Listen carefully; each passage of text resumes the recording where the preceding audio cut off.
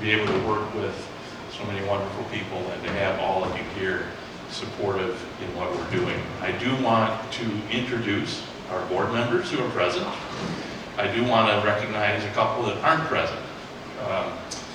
Former Minneapolis Police Chief Dario Arredondo and former Fentanyl County Attorney Mike Freeman are not here tonight. They're very happy to be on board.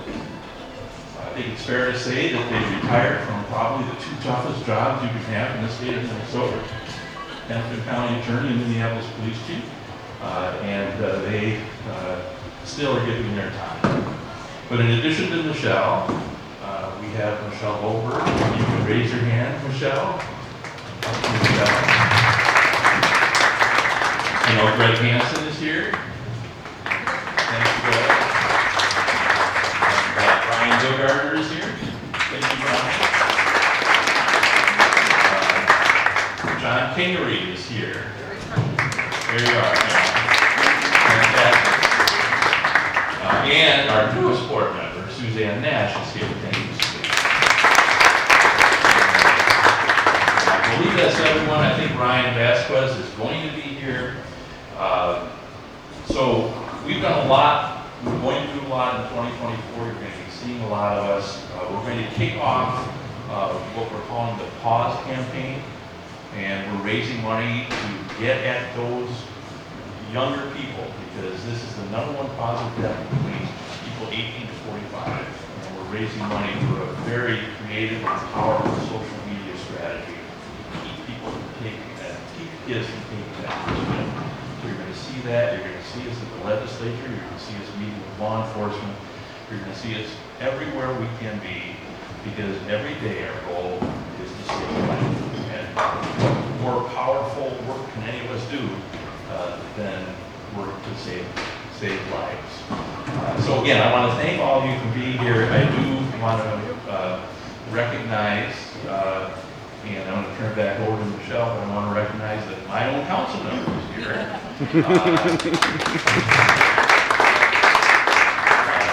First Ward council member and council president. So Elliot, if you wanted to say hi, you're certainly welcome to do that, and then I'm going to turn it back to Michelle. Thank you all so much. Thank you, Paul. Hello, everyone. For all of you that don't know me, my name is Elliot Payne. I use he, him pronouns. I represent Ward 1 on Minneapolis City Council and also the council president. And I'm here not just because Paul is a really fantastic constituent who's been a really great voice of reason in my ear, if some of you may believe that. But this is such an important problem that we're facing in our city, actually in the nation. It's a national problem. And it's a problem that's not going to be solved by just one part of our government. It's not going to be solved with just law enforcement. It's not going to be solved with just prosecutors. There's a lot of intersecting issues associated with specifically fentanyl abuse, but substance use disorder is a mental health disorder. And when you're thinking about root causes of some of our society's largest problems, oftentimes you land right on fentanyl as one of the catalysts for some of those root causes. But those root causes span anything from, childhood trauma to housing affordability to a healthcare system that overprescribes medications because we don't actually have a holistic approach to people's well-being. And so I'm here not just because I really respect and admire Paul, although I do. I'm here because we need to be in spaces with people who cut across all these parts of this challenge so that we can come together and identify where those solutions are. And so I'm just happy to be here to support Paul and this initiative, and thank you for giving me the opportunity to share my perspective. Thank you. All right, see how quick I got to the microphone so Paul can take it. That's because we have a couple more people that would like to address us tonight. Major Rick Palaya and Deputy Director Kent Bailey. What'd you do, tuck yourselves in the back?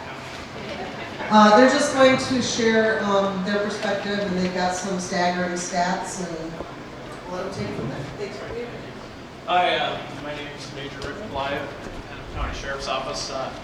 Sheriff Witt couldn't make it tonight, so I'm here on her behalf. She apologizes for not being here, but she wanted to be. So Hennepin County Sheriff's Office is committed to the fight against fentanyl, I assure you. That's one of Sheriff Witt's main priorities. I'd like to share some stats with you guys from 2023 of what our task forces were able to accomplish in trying to get this deadly drug off the street. The 2 task forces that we run are actually 3 now, 2. I'll explain that in a second here, but 135,968 pills they took off the street last year here in the metropolitan area.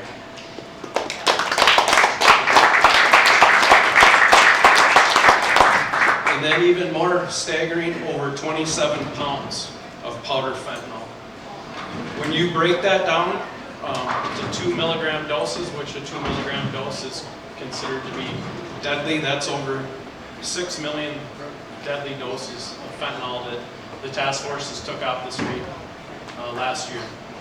So as part of our efforts to ramp up to try and stop through enforcement to get the drug off the street, we combined 2 of our drug task forces that we've run. One was the Southwest Metro Drug Task Force. We ran that for over 30 years out of the Sheriff's Office with partner agencies. And the West Metro Drug Task Force we ran for approximately 20 years with partner agencies out west around Lake Minnetonka. We combined those 2 task forces this year. We received state funding. We added more detectives to that group, and we have about 16 detectives in that group now. And then a lot of people have heard of our violent offender task force that goes really after guns, but in their fight against guns, they run into fentanyl all the time. And we do that with over 20 detectives in a partnership with the ATF. So we are committed. We will stand beside you guys. We're really excited about this organization. And again, I'm sorry that the sheriff couldn't be here.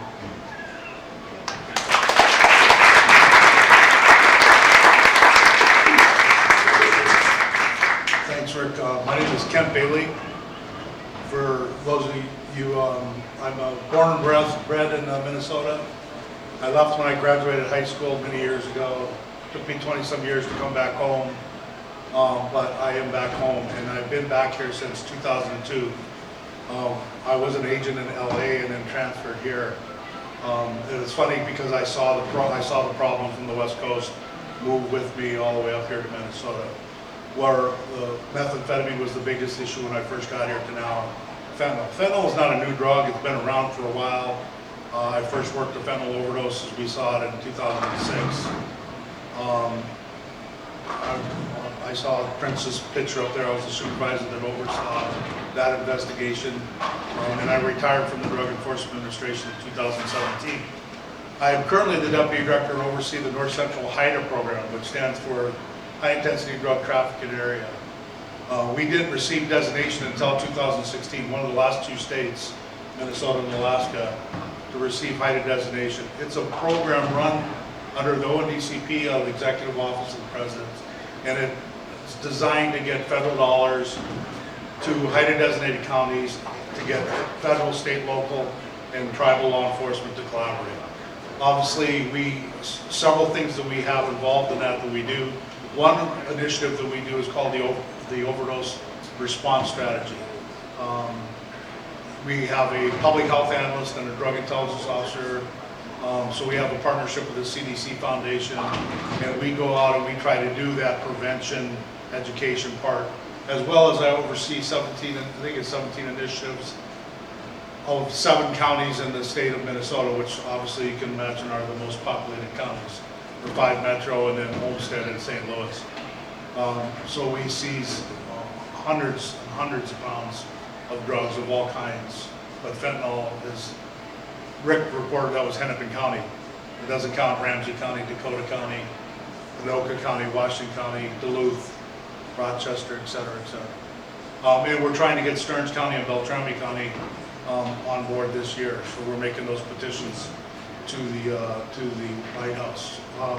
One of the things we did with the overdose response strategy, I heard it mentioned, is we ran a Know the Dangers in partnership with the Minnesota HHS and the Minnesota Department of Health. And on Know the Dangers, we received HIDA funding from our internal budget as well as asked for discretionary funding and ran a social media ad campaign with our youth in all 7 counties. The benefit is that program became so successful that the Minnesota, we only ran it. It's amazing what they can do with social media, by the way. They can target 18 to 25 or 18 to 35 on TikTok, Snapchat. I don't know some of those, but they got the big ones. They got the big ones, and they only targeted those in the 7 counties. Based on our success, Minnesota Department of Health kicked in another couple $100,000 the following year, push that out to the other 80 counties. So last year we ran an ad campaign for all 87 counties.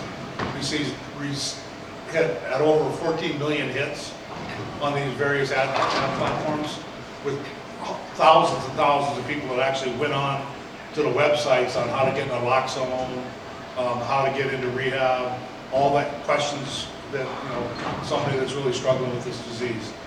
Now, sadly, things change and, we couldn't get discretionary funding for that program this year as successful as it was because now we're dealing with guns.